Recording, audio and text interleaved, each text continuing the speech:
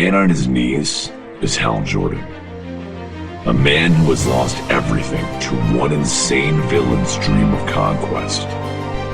You see the hole that is before our kneeling Green Lantern? That's the former site of Coast City, the hometown of Hal Jordan, and the place that made him the man that he is today. Hal Jordan is possibly the greatest Green Lantern ever, or at least he will be. But today, he's only a shell of that man. In his hand is the greatest weapon in the universe, the Green Lantern Ring. And with enough willpower, the wielder can do just about anything. So today, Hal Jordan will push that ring to its limits. He holds his hand into the sky, and a dome of green willpower begins to fall around him, and a construct version of his own father appears. The fake version of his father, which has been built from his own willpower and his feelings for his father, looks to him. "What can I do for you, son?" And Hal just tells him, "I want to hear you say you're proud of me just once. I wanted it so badly when I was a child." And his father looks at him questioningly. "Good Lord, Hal, that was a long time ago." But Hal is already a desperate man, and he reaches out for his father's construct. "Just once. I need to hear you say it just once. You were always patting my brothers on the back, but you never knew I existed." His father turns his back to Hal. "Your brothers did things. They accomplished things. What have you done, son? Didn't do much for Coast City, did you?" The two men just stare at each other in silence. And then his father walks away. "I have a flight to catch, son." And Hal softly says to himself, "Don't go. I can't live with seeing that again." But no matter how badly Hal doesn't want to see it, he's forced to watch as the construct version of his father gets into the plane and crash lands a second time. As Hal begins to break down further, his mother's construct appears before him. "Hal, I know how your father can be, but you need to take the positive memories of him, the positive memories of me, and the positive ones of those you love. You need to move on. Take the good memories with you. You'll be satisfied with those memories." And then she begins to fade away. "I don't want memories, damn it. They're not enough," Hal calls out. So he pushes his willpower. He uses everything that the ring has at his disposal. He rewrites history to an extent. He gives Coast City a good ending. He remakes the entire city with his ring. He has the power. He has the will. He can be their new god. He begins to fly around the newly created Coast City, happy with his accomplishment.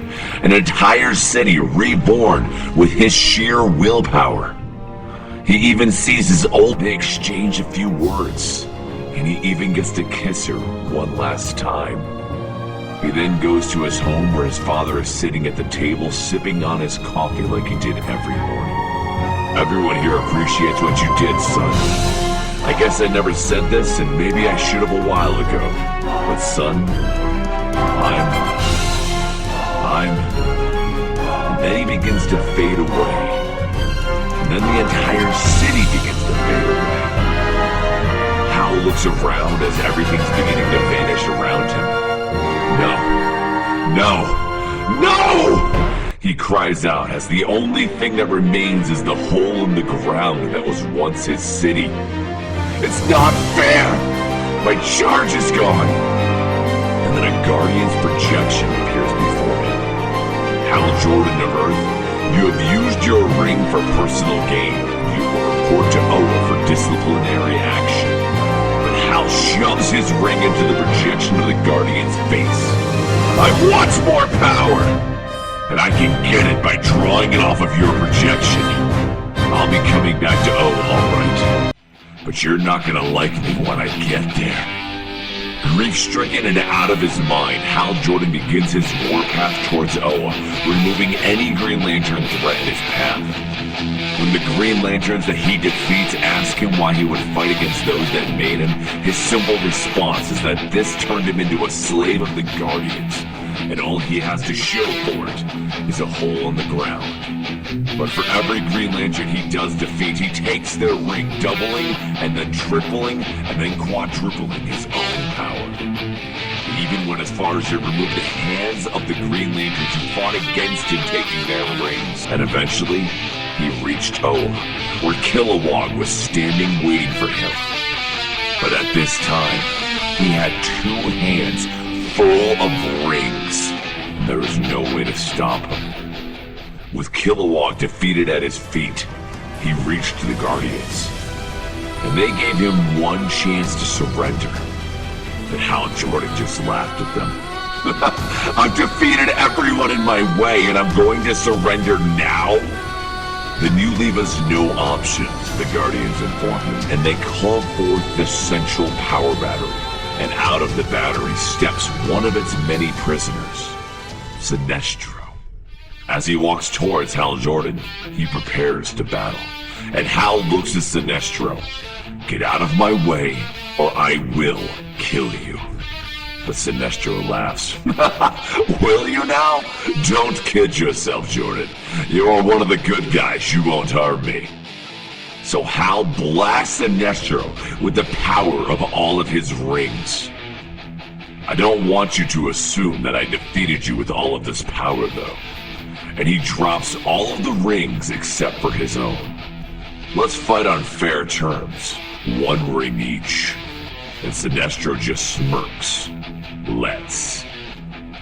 The 2 of them fight it out, and even Sinestro is shocked at the rage inside of Hal Jordan now. It's just too much, even for Sinestro, and Hal Jordan eventually beats him down and grabs him in a chokehold. And through the taunting of Sinestro, he breaks his neck. With every obstacle out of his way, Hal walks over to the Central Power Battery and he looks at it. All of this power for the taking. I just need to go inside and take it. The Kilowog sucker punches him. No, I won't let you kill the core. I won't let you kill all of the Green Lanterns. But Hal just looks confused. I only took their rings. I left them enough juice to survive. And Kilowog just keeps beating on Hal. And what will happen once you've taken all that power for yourself? All of those Green Lanterns deep in space will be without their powers and die. Hal stops, and he just thinks, but I need the power. I need to set everything right. Kilowog keeps beating on Hal. You aren't Sinestro. You may have killed him, but you aren't evil. Stop this now, Hal. And then Hal catches a punch. And he blasts Kilowog so hard that he strips him down to nothing more than bones.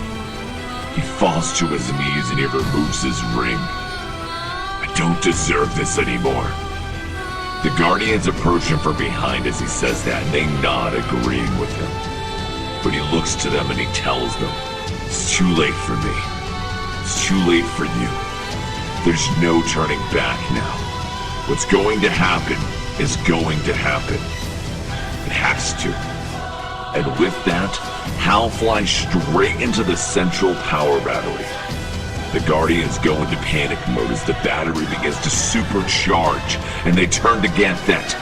You need to save us all, Ganthet. You're the only one who can. So the Guardians focus their powers on Ganthet, shielding him while Hal is preoccupied. And as he leaves, the Central Power Battery explodes. All of the Guardians now lay dead at the base of the battery. And Hal steps out, no longer the greatest Green Lantern, because there aren't any Green Lanterns any longer. He is now the villain known as Parallax. As Hal takes off for space, Ganthet gets up from the pile of bodies, and he creates one last Green Lantern ring. One ring that can power itself. Using the last of his power, he teleports himself to Earth, where he meets one lone young man.